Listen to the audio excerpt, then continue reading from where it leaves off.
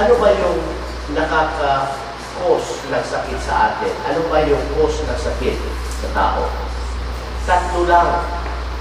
Sa tagal-tagal ko lang ng doktor, tatlo lang ang nalalaman ko na cause ng sakit. Mag 28 years na po akong doktor. 14 years sa conventional medicine, 14 years sa alternative medicine. Sa pagsusuri ko po, tatlo lang po ang cause ng sakit. O ang cause na ito, pag malaman ninyo, mapiprevent natin na magkasakit tayo. Tsaka kung may sakit tayo, sabi ko pa nga, walang imposible, hindi talaga pwede hindi gagawin. Number one, ano ba yung cause ng sakit? Numero uno, ang kakulangan ng mga bagay na dapat nasa loob. Pag wala sa loob ng katawan natin, magkakasakit tayo. Kulang, imbalance, or wala talaga doon sa loob. Anong ibig sabihin nito? The things that are supposed to be there, na dapat nandun sa loob, pag wala doon sa loob, it will cause sickness or a lot of symptoms. Example, kung kulang tayo ng iodine, diba? Iodine lang ba yun? Diba? Ang malaki yung goiter mo. Dahil ang iodine ay kailangan para ang katawan maggumawa ng hormone na tinatawag na thyroid hormone na kailangan ng metabolism ng katawan natin. Pag kulang ang tubig sa katawan natin, nagkakaroon tayo ng dehydration. Pag dehydrated tayo, maraming mga simptoma ang dumadating sa katawan natin.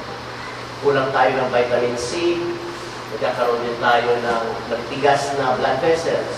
Kaya marami sa atin nag-stroke, marami sa atin na-atake sa puso. Dahil tumitigas ang mga blood vessel wall natin, ang cause nito, kakulangan ng vitamina C, vitamin C sa katawan natin. Kulang ng tulog, kulang ng pagpaaraw, kulang ng pag-exercise, kulang ng mga sustansya na dapat nasa loob. Dahil ang henerasyon natin ngayon, henerasyon na kumakain ng pagkain na hindi tama. Pag nagkakaroon tayo ng party, kung saan tayo nag-a-attend ng party, usually ang hinahanda, pansit, di ba? O spaghetti. Nilalagyan ng lechong manok, o lechong baboy. Pinaparisa ng tinapay, di ba? Ang iniinom, instead na healthy na inumin, juice, tarong, 8 o'clock, ano ba? Coca-Cola, iced tea. Bago umuwi, meron pang dessert, ice cream, cake, ano pa, tamis ng mga dessert. So, anong kinain natin sa araw na yun, sa party na yun? Puro carbohydrates. Wala na yung gulay na sinasabi ng mga siyensya na dapat siyang hangtod 9 to 11 servings of fruits and vegetables na kailangan natin sa isang araw. Hindi nga tayo nagkakaroon ng isang serving ng prutas o gulay. Sa araw-araw natin sa bahay, breakfast, anong usually ang kinakain for breakfast? Bread, ano pa? Coffee, hotdog,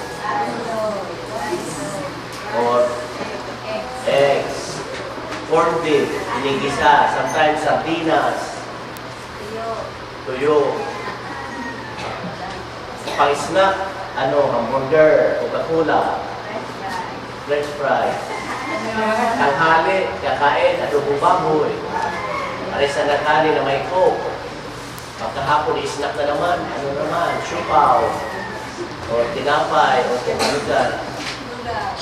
Kakain sa gabi, natatamad ang magluto ng ulam, dadaan na lang sa chokes to go.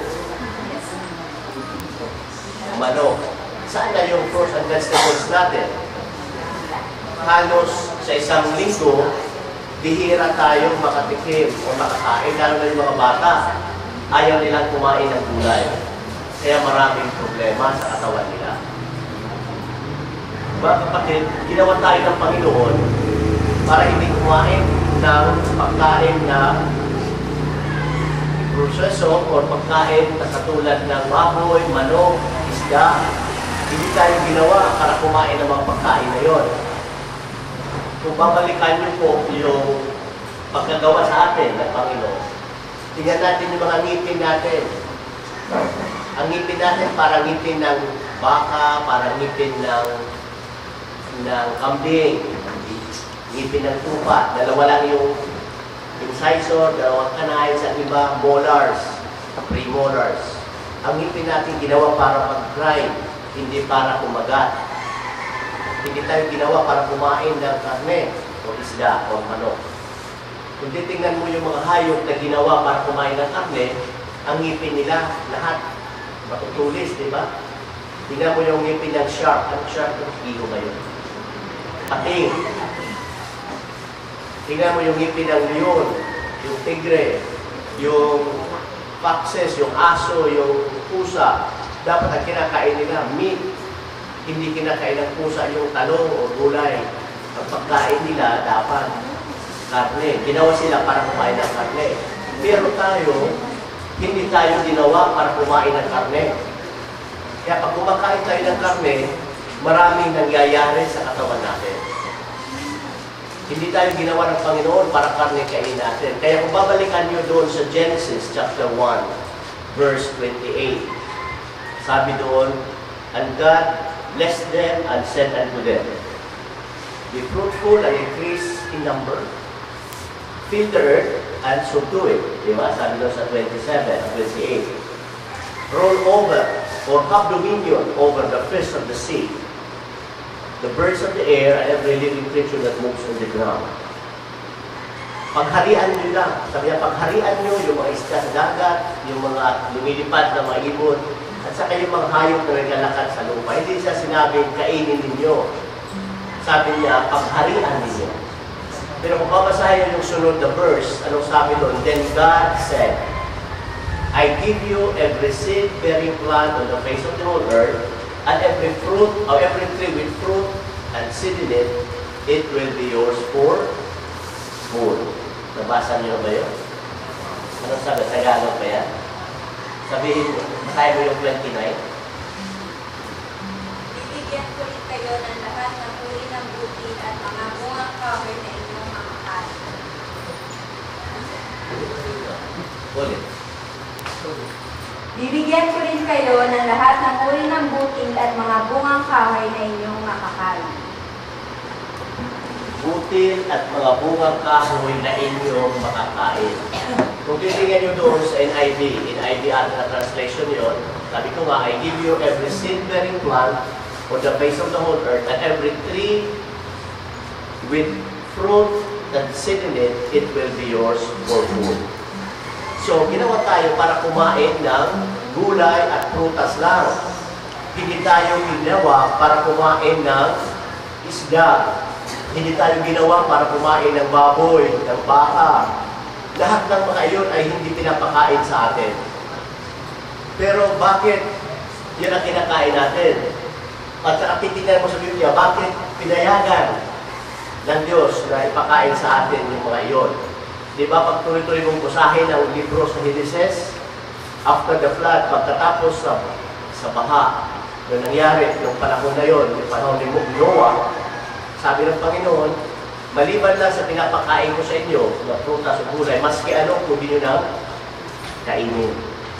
Pero kung titingnan mo ang edad ng mga descendants ni Adan, ang mga, nasabi na sa Tagalog, saning lahi ni Adan, ang edad nila ay 900 years, 830 years, 770 years, 700. Ang tataas ng edad nila kung pag-aaralan nyo yung Biblia. Pero tingnan mo yung salinlahi pagkatapos pinakain niya lahat kung anong gustong kainin. Ang salinlahi ni Noah, 950 years. Ang sumunod, 430, 340, 280, 180, 120, pababa ng pababa. Ang edad ng mga tao pagkatapos pinakain niya lahat. Ano ba yung nagbago? Nagbago yung kinakain. Kaya bumaba ang edad ng mga tao. Parehas ba sa pag-aasawa? Yun ang ehemplo palagi kong ibinibigay. When God instituted marriage,